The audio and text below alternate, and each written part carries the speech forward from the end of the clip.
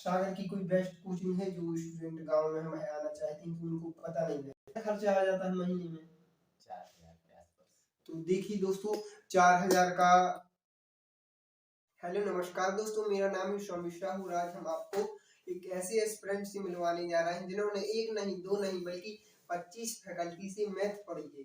तो मैथ का एक्सपीरियंस जानेंगे उनका और एग्जाम के बारे में जानेंगे। तो सबसे पहले हम आपको उनके नोट्स बता देते हैं। ये देखिए उनके नोट्स रखे हुए हैं। ये देखिए लगभग 25 ही नोट्स दिख रहे हैं, ज्यादा ही हैं शायद। देख सकते हैं आप, एक नोट्स हैं भाई साहब के। तो अभी हम भाई साहब से भी मिलवाने वाले हैं।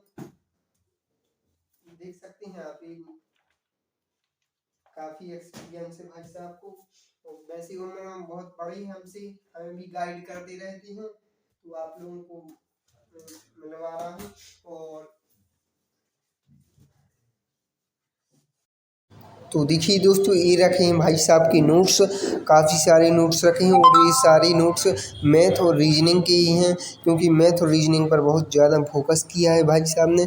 तो दोस्तों, यदि आप सागर के हैं और आप चाहते हैं कि इसी तरह आप भी मेरे चैनल पर इंटरव्यू दें, तो आप कमेंट कर सकते हैं या फिर इंस्टाग्राम पर मुझसे कॉन्टेक्ट कर सकते हैं। तो अब बिना देरी करते हुए हम मिलवाते हैं भाई साहब से। तो भाई साहब, स्वागत है आपका हमारे यूट्यूब चैनल पर। तो हम आपसे सबसे पहले 25 आपने कितनी फैकल्टी से मैथ पढ़ी है? 25 फैकल्टी से 20-25। 20 से 25 फैकल्टी से भाई साहब ने मैथ पढ़ी है। और अभी तक कौन कौन से एग्जाम दे चुके हैं आप? एमपीप्रेस, loco pilot, group D, SSC GD. तो देखिए भाई साहब ने इतने सारे एग्जाम दिए हैं और कहीं कभी इनकी किस्मत ने संग नहीं दिया, तो कभी मेहनत ने नहीं दिया। तो अब कहाँ एग्जामों में कहाँ कमी रह गई आपकी? थोड़ी जीपीएस वगैरह से रुक जाता है। मैथ रीजनिंग तो ठीक है। देखिए मैथ रीजनिंग बेस्ट है भाई साहब की, लेकिन जीके जीएस पे उतनी पकड़ नहीं है। तो जीके जीएस में कमी रह जाती है। तो अब जीके जीएस पर क्या प्लान है आगे, कैसे तैयार मतलब? जीपीजीएस आप पढ़ना शुरू कर रहे हैं? अभी तो वैसे पढ़ते नहीं थे, ज्यादा ध्यान देखिए नहीं दे अभी रहे थे। ज्यादा फोकस मैथ रीजनिंग पर था भाई साहब का, लेकिन अब मैं जीके जीएस को भी साथ में लेकर चलेंगे। ठीक है, तो अब हम इनके रूम रेंट के बारे में पूछ रहे हैं। तो रूम कितनी का लिए हो आप? 1500। तो देखिए 1500 का रूम लिए हैं भाई साहब। और क्या कितना खर्चा आ जाता है महीने में? 4,000 के आसपास। तो देखिए दोस्तों 4,000 का खर्च आ जाता है आसपास, मतलब 4,000 के यहाँ सागर में रहने का। और जो स्टूडेंट मतलब क्वेश्चन बहुत सी स्टूडेंट का रहता है जो गांव से सागर आने का सोचते हैं कि सागर आएंगे तो क्या कैसा होगा, कितने रुपए खर्च होंगे। तो लगभग 4,000 इनका हो जाता है और किसी किसी मंथ ऊपर भी चला जाता होगा। तो देखिए अब जो मैथ में जो कमजोर स्टूडेंट हैं, जो शुरुआत बिल्कुल बेसिक से करना चाहते हैं, उनके लिए क्या करना चाहेंगे आप?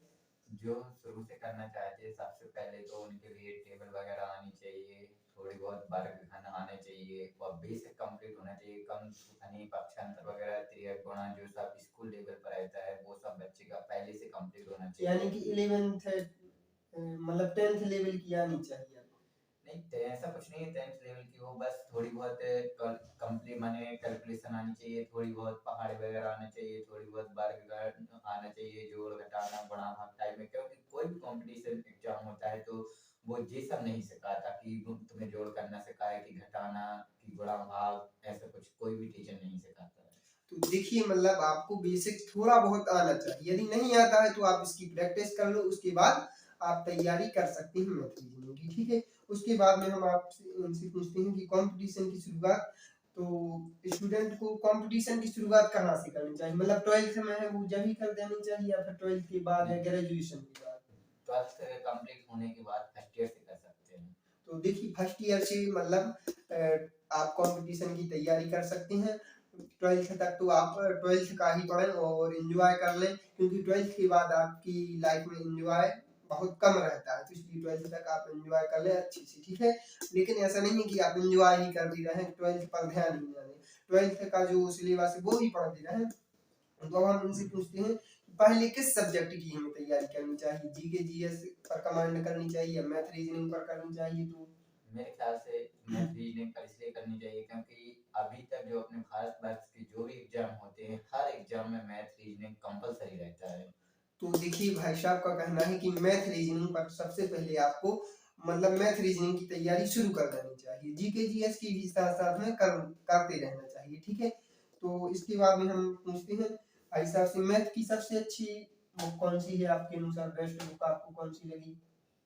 आर के यादव, तो राकेश देखिए यादव। राकेश यादव सर की जो बुक है बेस्ट बुक है।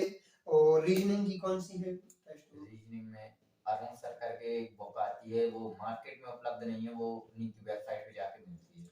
तो देखिए जो अरुण सर की मैथ रीजनिंग की बुक आती है वह बेस्ट बुक है, लेकिन वह मार्केट पर या स्टेशनरी पर अवेलेबल नहीं है।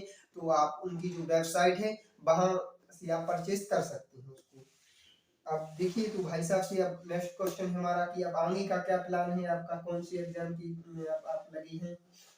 फिलहाल तो अभी जो एमपी के एग्जाम फॉर्म डल रहे हैं, जैसे एमपी पटवारी हुआ उसके हिसाब से, और वैसे तो सीजीएल का विचार है, सीजीएल की तैयारी करना है।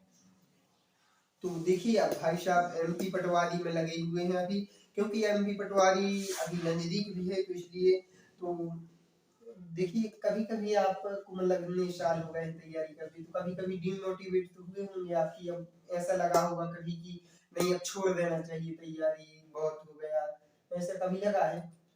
लगता तो है, लेकिन अब ये भी रहता है कि जैसे कि अगर ऐसा हो कि कोई भी एग्जाम ना निकले तब जाके ज्यादा होता है। वैसा होता है कि लेवल 1 निकल जाता है तो 2 नहीं निकलता, जहाँ 2 निकलता है तो उसके आगे वाला पेज नहीं निकलता। तो देखिए कई बार ऐसा लगता है कि ये कंपलसरी भी है, क्योंकि कभी कभी हम असफल हो जाते हैं तो लगता है कि यार हमसे नहीं होगा, अब छोड़ देना चाहिए, लेकिन हर स्टूडेंट को एक प्रयास और करना चाहिए, क्योंकि कहते हैं करत करत अभ्यास की जड़मति होत सुजान, तो इसलिए एक प्रयास और करना चाहिए। और देखिए कभी भाई साहब का प्री निकल जाता है तो मेंस रह जाता है, वो कभी मतलब इस तरह से भाई साहब मतलब सफल नहीं हो पा रहे हैं, लेकिन अब बहुत जल्दी सफलता मिल जाएगी भाई साहब को। तो देखिए नोट्स बनाना जरूरी है या नहीं है कॉम्पिटिशन में? जरूरी वो सब अपने क्या रहता है कि जैसे कि अपन ने नोट बनाए हैं तो उससे प्रॉपर जो हो जाता है कि जब अपना एग्जाम टाइम रहता है तो उसको उससे रिवाइज करने में फायदा मिलता है। तो देखिए भाई साहब के अनुसार नोट्स बनाना जरूरी है, और वैसे मैं भी मानता हूँ कि नोट्स बनाना बहुत जरूरी है, क्योंकि यदि आप मान लो नोट्स बना रहे हैं और आपका एग्जाम में नजदीक आ गया है, मान लो 10 दिन बचे हैं, तो आप नोट्स से ही रिवीजन कर सकते हो, उस टाइम बुक आप पढ़ोगे तो पूरा कवर नहीं हो पाएगा, तो इसलिए नोट्स बनाना बहुत जरूरी है। और भाई साहब आप क्या कहना चाहेंगे जो मतलब अभी कंपटीशन लेवल में आए हुए हैं, जो मतलब जो फ्रेशर है अभी उनको कुछ नहीं आता लेकिन कंपटीशन में लग गए हैं?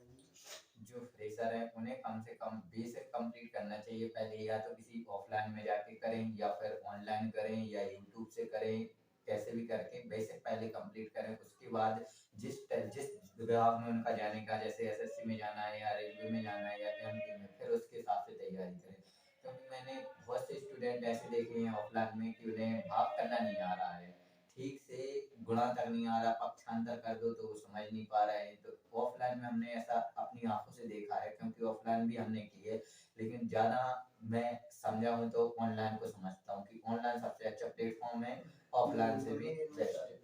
है कि सबसे पहले अपना बेसिक कंप्लीट करें, उसके बाद में अपनी तैयारी शुरू करें। तो सागर की कोई बेस्ट कोचिंग है जो स्टूडेंट गांव में हमें आना चाहते हैं कि उनको पता नहीं रहता है इतना? सर वैसे तो सागर में एक ही कोचिंग अच्छी है, अवनीश सर की, लेकिन वो मैथ फाउंडेशन पढ़ाते हैं ओनली, अदर सब्जेक्ट मैथ और रीजनिंग के अलावा और कोई सब्जेक्ट नहीं पढ़ाते। अगर जैसे कि आप सोचोगे कि हम दोस्तों ये थी हमारे साथ हम भाई साहब जिन्होंने 25 फैकल्टी से मैथ पढ़ी है, तो और सागर की बेस्ट कोचिंग के बारे में भी बताया इन्होंने। तो दोस्तों अनीश सर की जो कोचिंग है मैंने भी सुना है बहुत सी स्टूडेंट से, वो काफ़ी अच्छा पढ़ाते हैं, बेस्ट कोचिंग है। लेकिन मैं आपको यही बोलूँगा यदि आप सागर आना चाहते हैं तो आप पहले क्या होता है कि डेमो ले लें, दो दिन का 3 दिन का मिल जाता है आसानी से हर जगह, और कहीं कहीं कोई नहीं देता है, तो आप डेमो ले लें, उसके बाद में जो आपको अच्छी लगती है। मैं ये नहीं कहता कि अवनीश सर का नाम चल रहा है तो वो अच्छा पढ़ाते हैं, आपको अब आपके ऊपर डिपेंड करता है आपको समझ में आ रहा है या नहीं आ रहा है। तो आप ऐसा करें कि 2 दिन देख लें सभी जगह, ठीक है, उसके बाद में जो अच्छी लगे उसको ज्वाइन कर लें। और दोस्तों मैं इस वीडियो में यही बताना चाहता था कि सागर में स्टडी का कैसा माहौल है। आप देख सकते हैं यहाँ जो स्टूडेंट हैं 10 से 12 घंटे पढ़ते हैं। मैंने खुद अपनी आंखों से देखा है। लाइब्रेरी में पढ़ते हैं और रूम पर भी पढ़ते हैं। अब जैसे भाई साहब को ही देख लीजिए, ये भी काफ़ी पढ़ते हैं। तो क्या होता है कि गांव में बच्चे 1 या 2 घंटे पढ़ लेते हैं तो वो समझते हैं हमने बहुत ज़्यादा पढ़ लिया, हमने पूरा पहाड़ कूद लिया। तो ऐसा नहीं है दोस्त, आप यहाँ आकर देखिएगा। यदि मेरी वीडियो पर विश्वास ना हो तो आप यहाँ देख सकते हैं। और बाकी मैं यही बताना चाहता था। और इस तरह की और भी वीडियो लेकर आऊँ मैं या ना लेकर आऊँ तो कमेंट में ज़रूर बताना है आपको। और बाकी मिलते हैं नेक्स्ट वीडियो में। Thank you so much, take care, bye bye.